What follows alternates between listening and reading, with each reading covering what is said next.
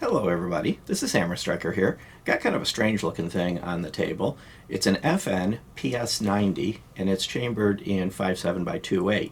This is the single action version, or the semi-automatic version, not single action, but semi-automatic version of the P90.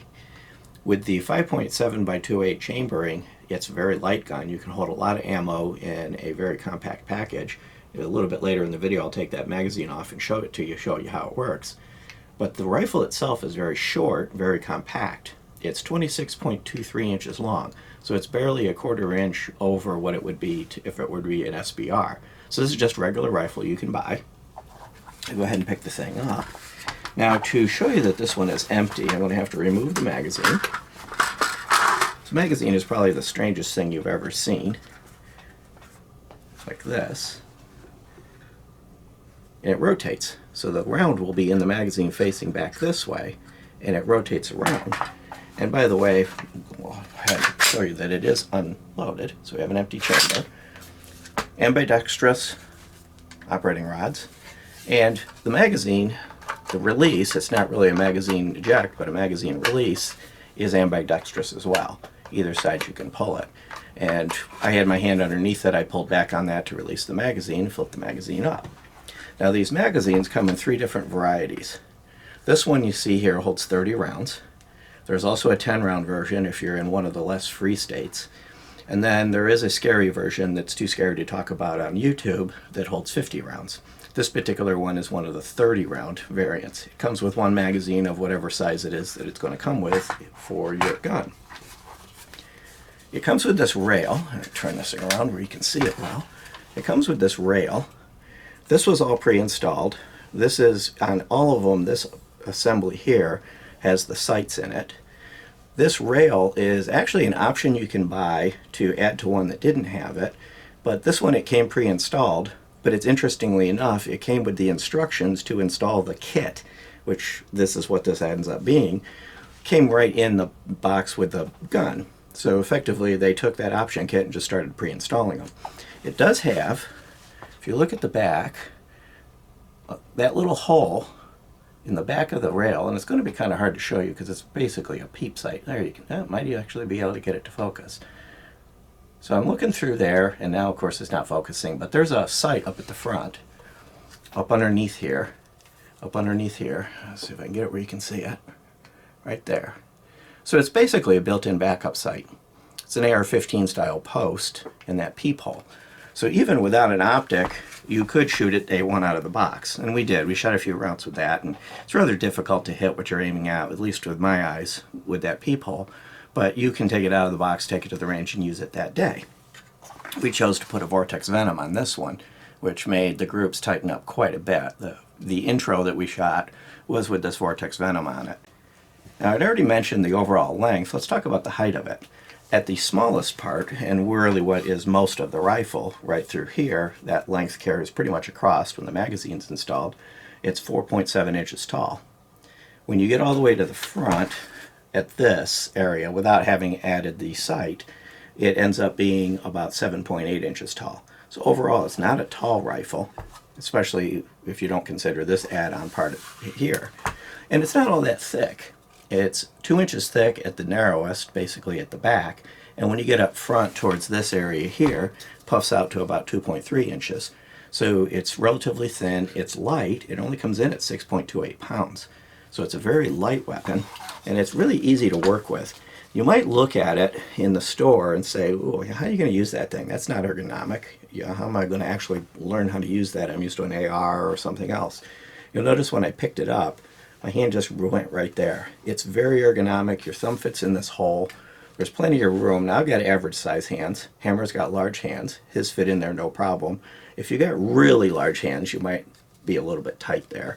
But I think most people are going to be fine. And your hand closes comfortably on it. And then you grab it up here, and there's a little stop to keep your hand from going forward. So it's really actually very easy to hold on to this thing. The safety is kind of unique. It clicks back and forth between safe and fire. So that's in fire mode. That's in safe mode. And if this were a P90, there'd be another setting for the fun mode. The only disadvantage to this safety is you are putting your finger around the trigger when you're going to safe mode.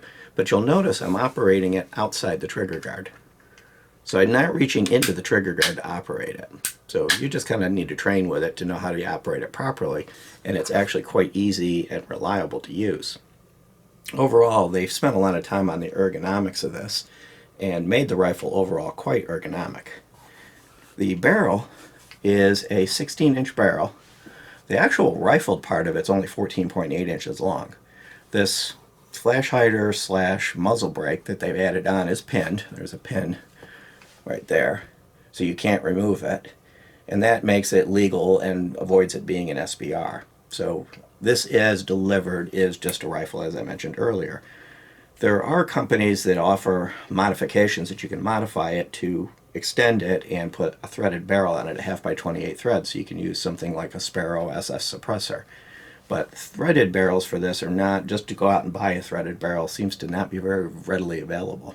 The majority of this thing is polymer, with the exception of the bolt, the barrel of course, and the upper supports for the barrel. This front end is all alloy or steel, but the majority of the housing is polymer. When you get it apart, I will run to take it apart. I'm going to show you that really this housing really just holds the parts together. It doesn't really play a part in the operation, so wear is not going to be a concern. It has a sling slot here, so that you can put a sling through it. It goes all the way through to the other side. So they've kind of almost thought of everything you might want to do with this. Now, one interesting thing about this, and I'm not going to try to go into a lot of the history on this because there's actually people out there that are really into these. There's whole sites that talk about the history of these, the various generations. They can tell you everything about it, including what the person that made their gun had for breakfast. So I'm not going to try to compete with them, but what I will say is the intent behind this was to have a pistol that was chambered in that round, and this is the 5.7 pistol. Take out the magazine. This 5.7 pistol with this 30-round magazine fires the exact same round that you would put in this 30-round magazine. Now this magazine they lay this way and get rotated at the last minute and drop straight into the barrel. This magazine they load more like a conventional pistol, but you'll also see that even on that, I get it turned around, they load basically straight in. So we put the magazine in. You'll see the follower right there. It's kind of hard to see it, but you'll see the follower lines up right there. And they load basically straight in. There's really not a feed ramp per se. Both the rifle and the pistol work the same way, so that they're very reliable. These things tend to just work. There's several different variations of the ammo that FN provides, and then there's one or two companies that also make ammo for it. One thing you want to know is that these are not particularly conducive to being reloaded. There's the pressures on this are kind of critical, so it's very difficult to reliably reload for this. You can, but you've really got to pay attention to it.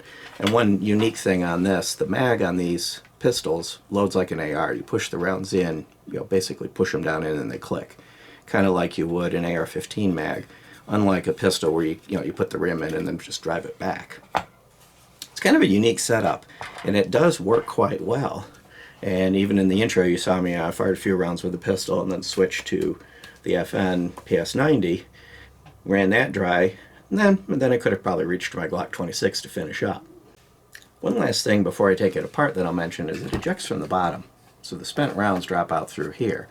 And didn't have any problem with them landing on me, because as you see when I'm holding it, my arm's up alongside of it, the port's kind of open. My other arm would be up here.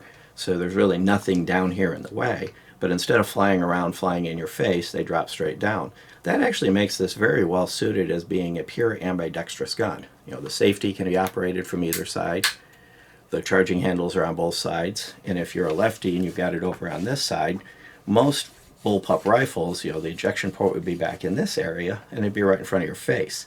So you'd be kind of kissing your lip with the ejected rounds as they go by.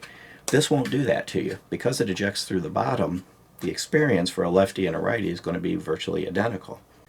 Let's go ahead and disassemble this thing and show you how the internals work. So I'm going to put it on safe, just good practice, and I'm going to cycle it. That's important because number one, you would check to make sure that it is unloaded, but also it ensures that the hammer is cocked. The hammer has to be in the cocked position in order to disassemble it. So now let me get all of the tools we need to take it apart. Well, I got them right here. There are no tools needed. You push this button, slide this forward, the whole front end upper assembly comes off. Push it forward a little bit, you got the bolt in your hand. Once the bolt is out, you can slide the butt plate up and off. This pin here on the back of the bolt sticks out and prevents the butt plate from sliding around when you're using it, so you don't have to worry about how easy it was for me to do that. When it's in operation, properly assembled, it's not going to do that. And then the trigger pack is there at the back. And probably the only thing on this entire rifle that gives me any feeling of potentially being delicate is this little lever you have to pull up. You have to pull this lever all the way up till it compresses all the way, and it's moving a arm. You'll see it. You may not be able to see it because it's black on black. There's a little arm down there. I'll show you when I get it out. But the best way to do it is to lift it up with one hand, with a finger, put your thumb on the top, lift it up, and pull it out. And this is what I was referring to. You have to contract that.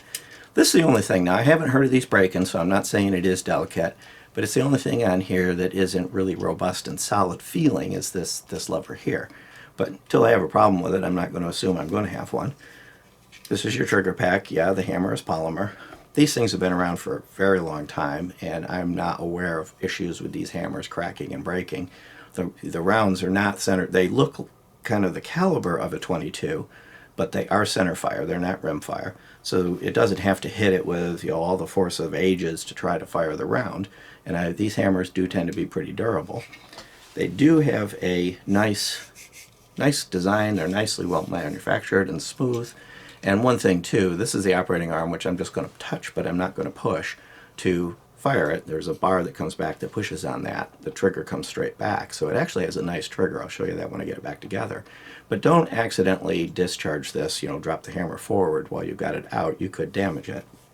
Now, I had mentioned earlier on that I wasn't concerned that this was all polymer from a wear perspective because there's no guides in it. It's just an empty shell. If I can get it where I can turn it. It's just an empty shell. And it has a few springs in it for operating things. But what ends up happening is the bolt sits, if I can turn this the correct way, this way, and rides back and forth on these two bars. And the only thing that happens here is this pin at the back that I talked that keeps the butt plate from coming off, keeps the whole thing level. So all of the wear is metal to metal. So you oil it properly and it's going to wear well. But at no point is the housing, that polymer housing that I just set aside, actually involved in the cycling. And one unique thing about this is its blowback. It's one of the, not very common to have a center fire rifle that's blowback, but this one is, and it works quite well. It actually also stays relatively clean.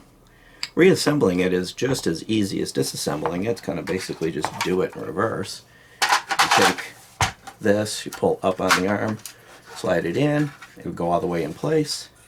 You put the bolt in. Now the way you put the bolt in is with this weight on the left side, but don't worry, if you get it backwards it just won't go together.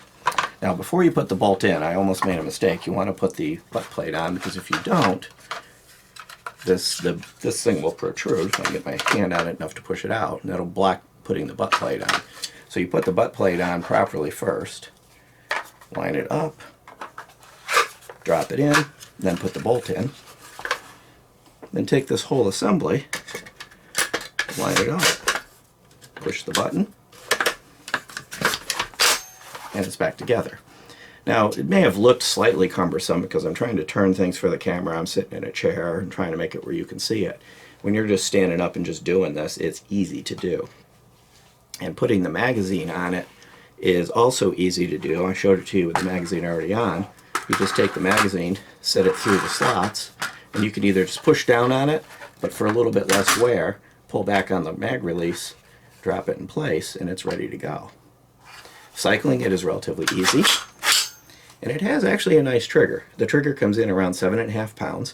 Bullpups are notorious for being considered to have bad triggers, but this one doesn't. So put it on fire. That was the whole trigger pull. Reset is basically all the way out, but it's such a short trigger pull. There's just a hair. If I'm going real slow, there's just a hair of creep, and then it breaks. So it's a very nice, short trigger that's really easy to get on target and stay on target. And one note, this is center fire. dry firing it is part of the decocking procedure. If you want to decock it, obviously, of course, without a round in the chamber. So you can dry fire these. Like anything, I wouldn't sit there and use this as a dry fire practice trainer. But what I'm doing here, or if you were wanting to check the trigger out yourself on one, isn't going to harm it. One thing you will note on these, there's almost no recoil when firing them. They're kind of loud. Surprisingly, the pistol is louder than the rifle. But from a recoil perspective, it's almost non-existent. It's not that it's not an effective round. These tiny little rounds tend to be a little on the nasty side. They tend to go through things, and when they get into something, they kind of explore around and bounce around and mess things up. I would not want to be in the way of one of them. So you've got a highly effective round that is easy to control, that's light, that allows you to have quite a bit of capacity that you can use in a pistol. It's a pretty interesting combination. So then, of course, the question comes up, okay, I want one, I got to have one. What's it take to get one of these? Well, it kind of varies. The MSRP on these is $15.89, so basically $1,600. From an availability standpoint, it kind of goes in cycles. It's almost like they make a certain amount of them, ship them over here, they're everywhere, the prices get driven down. You can buy one, at your convenience, and when they're gone, they're gone. Prices go up near the end of that cycle, and then they're gone, unavailable till another shipment comes over. So with the MSRP of $1,600, I've seen them over $1,600, and I've seen them as low as $1,350, depending on where you are in that availability cycle. This one, it was easy to get at around $1,380, $1,390, because we're in a cycle at the moment where they're available. But I expect to watch the prices creep back up, the availability go out, start seeing them out of stock. So if this is something you want, just keep your eyes open. Don't buy it on the high side. It will cycle back down. Another shipment will come in, or whatever it is that's driving that cycle. You'll be able to get your paws on one at a reasonable price. But if you do see one at a reasonable price and you want one, do it, because it's not going to stay that way. It'll cycle back up again. Beyond that, if you like our videos, please give us a thumbs up, share, subscribe, click the bell to be notified if you do. Check us out on Facebook, Patreon, Twitter, Instagram, kind of all over the place. Thank you.